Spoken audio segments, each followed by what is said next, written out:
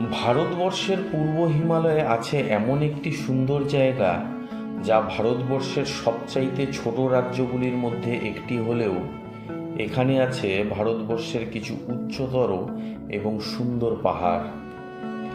আর এই পাহাড়গুলির মধ্যেই আছে এমন একটি পাহাড় যাকে বলে মংতের পাহাড়, সিকিমের রুমটেক। চলুন আজ জেনে নিই রুমটেকের ইতিহাসের সাথে সাথে এখানকার দর্শনীয় স্থানগুলির সম্পর্কে। রুমটেক হল সিকিমের একটি উল্লেখযোগ্য মঠের নাম, যা গ্যাংটকের কাছেই অবস্থিত। সমুদ্রপৃষ্ঠ থেকে প্রায় 5,500 ফিট উচ্চতায় অবস্থিত এই পাহাড়েই রয়েছে সিকিমের বৃহত্তম এই বৌদ্ধ বিহার। গ্যাংটকের তুলনায় এখানে পর্যটকদের ভিড় অনেকটা কম হলেও রুমটেকের সৌন্দর্য আপনাকে মুগ্ধ করবেই।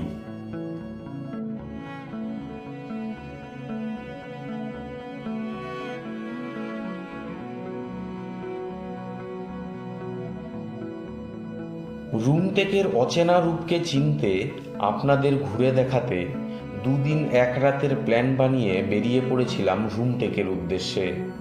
হোটেল, খাওয়া দাওয়া, ঘোরাফেরা এবং খরচের সব তথ্য পাবেন রুমটেকের পর্বগুলিতে, যা আপনাকে সাহায্য করবে রুমটেক ভ্রমণ প্ল্যানে।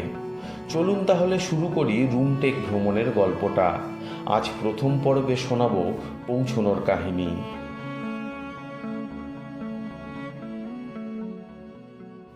সিকিমের অজানা পাহাড়কে উপভোগ করতে শিলিগুড়ি থেকে রওনা হলাম সকাল সকাল। আমার সফর সঙ্গী প্রতিবারের মতোই আমার বন্ধু গৌরব। শিলিগুড়ি থেকে রুমটেকের দূরত্ব 128 কিলোমিটার সড়ক পথ। পৌঁছতে সময় লাগে প্রায় 6 ঘন্টা মতন। শিলিগুড়ি থেকে বাস, শেয়ার গাড়ি, রিজার্ভ গাড়ি সবই পেয়ে যাবেন। যদি কম খরচে পৌঁছতে চান তাহলে সিকিম ট্রান্সপোর্টের বাস হলো বেস্ট অপশন। ভাড়া পড়বে মাথাপিছু 200 থেকে 290 টাকা মতন। শেয়ার গাড়িতে 400 থেকে 450। শিলিগুড়ি থেকে সেবক হয়ে কিছুটা দূর চলার পর দাঁড়িয়ে পড়লাম সুন্দরী তিস্তার রূপ উপভোগ করার জন্য। তিস্তার ওপর বেশ কয়েকটি ড্যাম তৈরি হওয়ার জন্য তিস্তা হারিয়েছে তার স্বাভাবিক ছন্দ। এটা হলো NH10, যেটা ওই আমরা শিলিগুড়ি থেকে এলাম।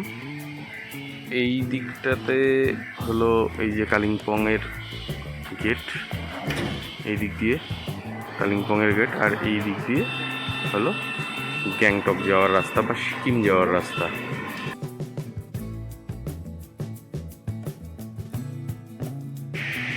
এই সামনে যে দেখতে পাচ্ছেন এটাই কিন্তু ত্রিবেণী, যেটা ওই লাভার্স মিট ভিউ পয়েন্ট থেকে যেটা দেখা যায় সেই স্পটটা কিন্তু এটা।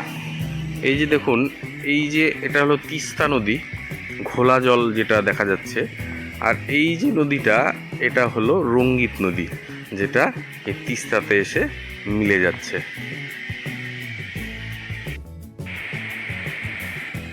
কি অপরূপ সুন্দর লাগছে, তাই না? ঝিঝি পোকার ডাক, আর সামনে এই পাহাড়ের অপার সৌন্দর্য, আর সামনে তিস্তা। এখান থেকে কিছুটা দূর এগিয়েই সম্মুখীন হলাম ল্যান্ডস্লাইডের।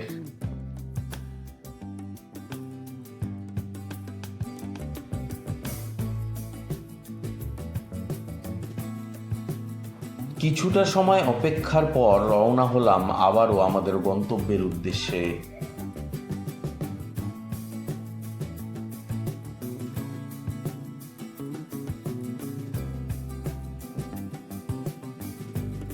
অনেকটা পথ অতিক্রম করার পর এবারে ব্রেকফাস্টের পালা।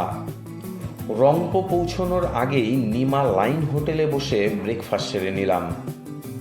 সিকিম যাওয়ার বেশিরভাগ গাড়ি এখানেই দাঁড়ায় জন্য এখানে আপনি পেয়ে যাবেন ফ্রেশ খাবার।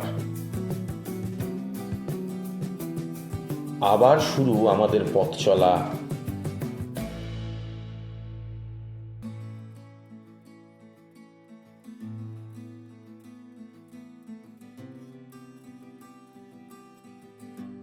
অনেকটা পথ চলার পর পৌঁছলাম রংপুতে।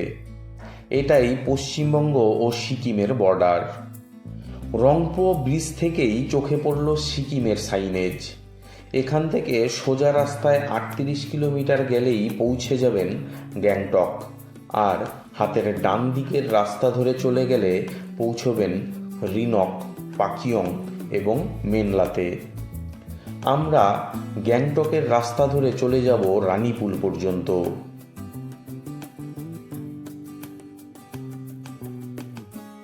রংপো ব্রিজ পার করে চোখে পড়ল এই সুন্দর জায়গাটি।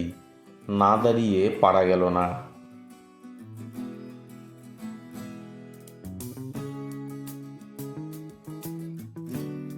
এরপর অটল টার্নেল পার করে বেশ কিছুটা রাস্তা পার করার পর পৌঁছলাম রানীপুলে।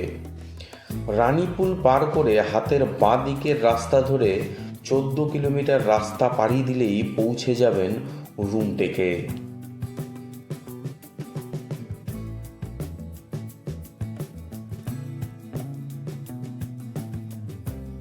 এই রাস্তায় চলতে চলতে চোখে পড়ল ছোট্ট একটি দোকান।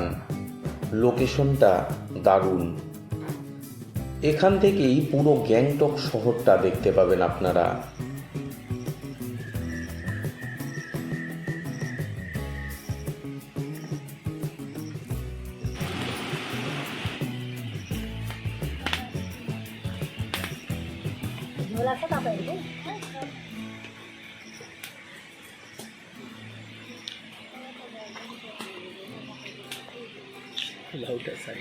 পাহাড়ি শসা এটা। চলতে চলতে দেখা মিলল একটি ওয়াটারফলের। রুম থেকে পৌঁছানোর ঠিক 5 কিলোমিটার আগেই দেখুন এই রকম একটা ওয়াটারফলের মুখোমুখি হলাম। কি দারুণ লাগছে না? বর্ষাকালে যদি আপনারা পাহাড়ে আসেন, বিশেষ করে সিকিমে, তাহলে এইরকম ঝর্ণা কিন্তু অনেক দেখতে পাওয়া যায়। অসম্ভব সুন্দর। রুমটেকে আমাদের আজকের রাত্রিবাসের ঠিকানা রুমটেক হেরিটেজ রিসর্ট, যার বিস্তারিত ভিডিও পরবর্তী পর্বে শেয়ার করব আপনাদের সাথে। বাকি রইল রুমটেক ভ্রমণের গল্পটাও। রুমটেক যাত্রার আমার এই ভিডিওটি যদি আপনার হেল্পফুল বলে মনে হয়, তাহলে একটি লাইক করে সাথে থাকার অনুরোধ রইল। তো আজকের ভিডিওটা এখানেই শেষ করছি। সবাই ভালো থাকবেন এবং সবাইকে ভালো রাখবেন।